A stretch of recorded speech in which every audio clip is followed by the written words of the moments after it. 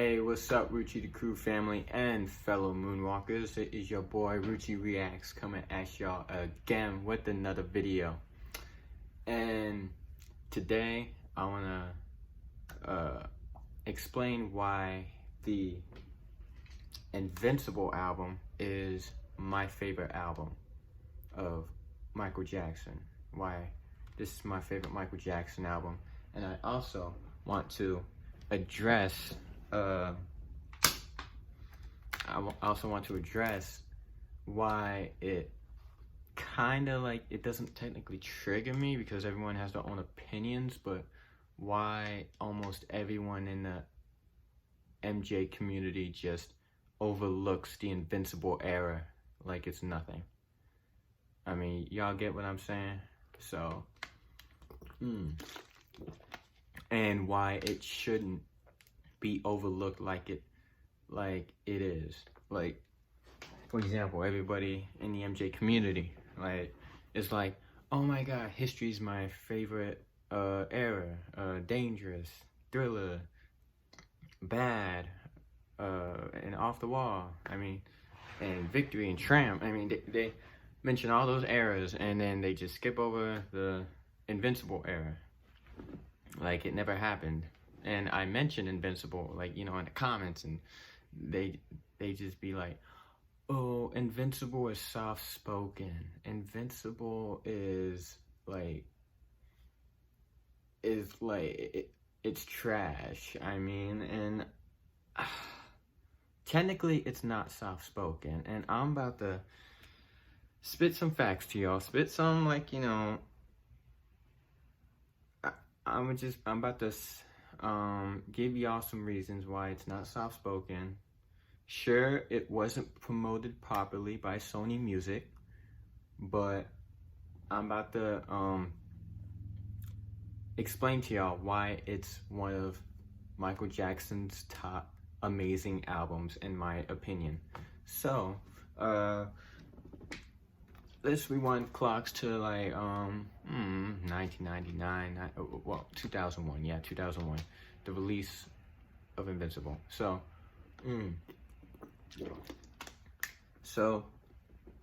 it's been 6 years since Michael Jackson's big release of an album, and Michael Jackson, he wanted, like, you know, and it's been the turn of the century, like, you know, it's the 21st century. The 21st century just begun. So, but he wanted to start it off the century with a banger. He wanted to start it off with a banger.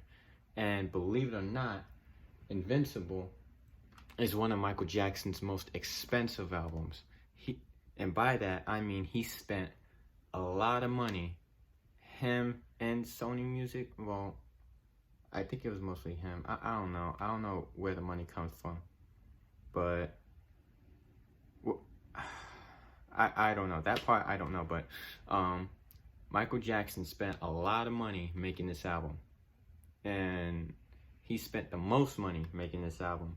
So I did my research, and this is one of Michael Jackson's most expensive albums because he wanted to, you know, come out with a banger, come out with, like, you know, be like boom in your face. Like, this album was intended to be bigger than Thriller. That's Michael Jackson intended this album to be bigger than Thriller. And so that's why, like, you know, it came in 4 different colors. It came in, like, you know, in red, I think yellow, either orange or yellow. I think it was orange. Did it come? I think purple. Wait, no, blue and green. Yeah, I had blue, green, orange, and red. That's why the album came in 4 different colors. And in an interview with Steve Harvey, he also said that he made 100 songs, like, for that album. Over 100 songs for that album during the recording sessions for it. And he narrowed it down to, like,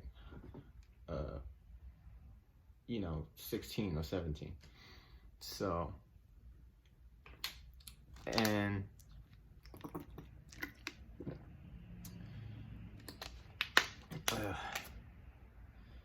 then the producer for the album, the producer who produced the majority of the songs and wrote the majority of the songs, or should I say co-wrote the majority of the songs, Rodney Jerkins, aka Darkchild, he said that Michael Jackson wasn't happy. Like he made all kinds of songs, and some of those songs Darkchild made, and like he made some of those songs, but Michael Jackson wasn't satisfied. I mean, because Michael Jackson was perfectionist. I mean, so in an interview with Darkchild said that even Michael Jackson told him not to work for anyone else. Michael Jackson paid him extra not to work for anyone else, and just to produce for him for the Invincible album. That's how perfect he wanted the album to be. And because like Michael Jackson set himself on a high standard, so. And also Michael Jackson, he made the producer Rodney Jerkins go as far as in the interview he said oh, Michael Jackson made me go out and I guess hear construction sounds, go out into New York City and hear construction sounds and like go back to the studio and like I guess make beats out of that or something, I don't know. But and then came out these songs. So yeah, the first song, Unbreakable featuring Notorious Big. The rap in this song is Notorious Big. So Unbreakable was one of Michael Jackson's favorite songs off that album, and Michael Jackson wanted that song to be the first single released off of that album, Unbreakable. So, but he even wanted to do a music video off of it, but it wasn't. But the record company, Sony Music, said no. They wanted "You Rock My World" instead to be released as a single. So Michael Jackson was like, okay, fine, I'll just do it. So he just settled with this, and it turns out Sony Music planned to make "You Rock My World" as the debut single. Worked. It ended up #1 on the charts. So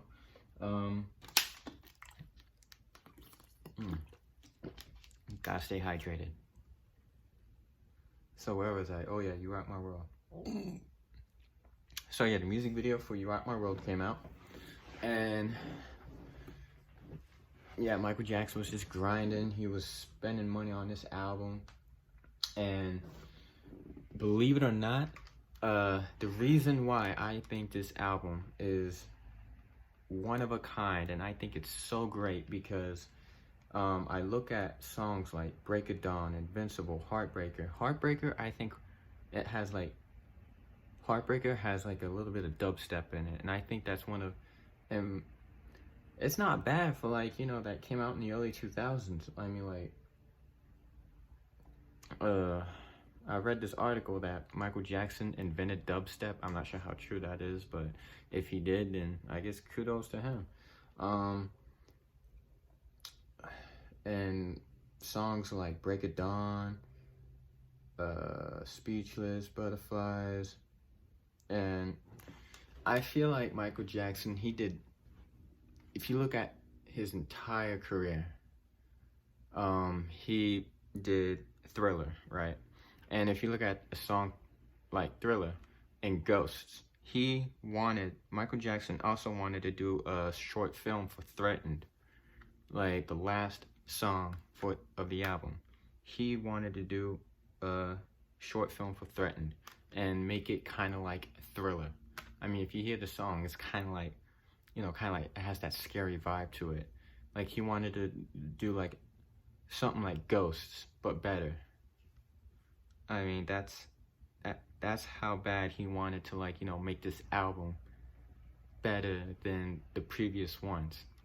But the record company said no. I mean, that's what I did my research and that's what it said. So, and the only short films that ever got done for this album was Cry and You Rock My World. And I think in this album, it has one of everything. Cry is one of Michael Jackson's humanitarian songs. Like if you look at Earth Song, if you look at Heal the World, and Cry is one of, like, it goes like, you can change the world. It's like, one of the Michael Jackson's Change the World type songs. Like, how Michael Jackson likes to change the world and, like, wants to make it a better place. It's one of those songs. And I believe it has, like, one of everything. And there's, like, I love, like, how Michael Jackson reaches into that R&B type vibe. I mean, like with Break It Dawn, Butterflies. And my theory on why there's so much R&B in this album is because, and this is just a theory, I think it was because he's still trying to get over feelings over Lisa Marie Presley. I'm not sure if that's true or not, but that's just my theory. I mean, I could be wrong, but hey, who knows? But because he was really spilling out his feelings in this album, and especially in Don't Walk Away and Heaven Can Wait. So, and also in the song Privacy, he was also expressing how much he hates the media, how much, like, he hates the tabloids, and how he wants to, like, just be left alone and, like, he just wants to live a normal life. And in You Are My Life, Michael Jackson expresses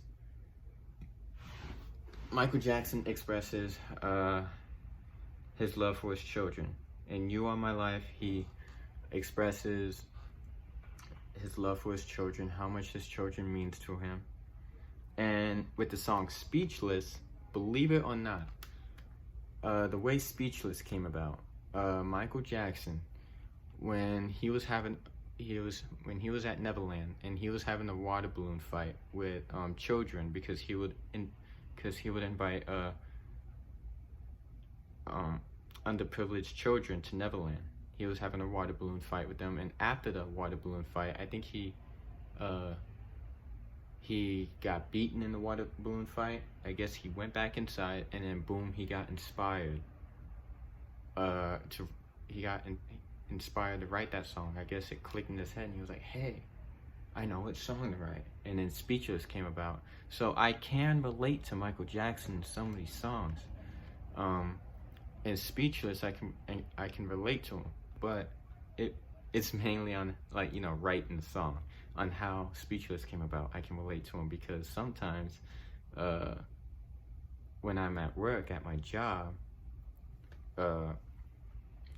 I just be thinking, and boom, a video idea pops up, and like a skit pops up, like, oh, I can do this and I can do that, and I just go straight home and I just, like, start jotting down ideas on what to do and, like, how to do it. So I can relate to Michael Jackson in this song. Let's see, what else? In The Lost Children, that's also one of his humanitarian songs. I believe Cry could have been a bigger song if only Sony would have properly promoted the album. I feel like the Michael Jackson community would appreciate this album more. I mean, that's just how I feel. Like, I feel like if Sony Music would have promoted the album properly, the Michael Jackson community would appreciate the album more. And there was an Invincible tour planned. But but since Sony interruptedly stopped promoting the album, Michael Jackson got pissed and he had to scrap the whole tour. He had to scrap the Invincible tour that he had planned. So he got pissed, and like, you know, that's when the whole Tommy Mottola is racist thing begun. So yeah, I mean, if only if this album was promoted, like, you know, properly, it would, I mean, I think people would appreciate it more. So, and that's why, you know, I think the Invincible album, I wouldn't say it's better than his previous albums, but it's up there. I think it's along with, it's just like, you know, it wasn't promoted properly. So that's why I think the Invincible album is really good, and it's one of Michael Jackson's top albums. I mean, he meant this album to, like, you know, be better than Thriller. I mean, Michael Jackson wanted this album to outsell every other album. But unfortunately that didn't happen because Sony didn't promote it properly. So, but hey, it is what it is. I mean, it's a good album. Anyways, please subscribe for more content. Like this video if you enjoyed it. Follow all my social media.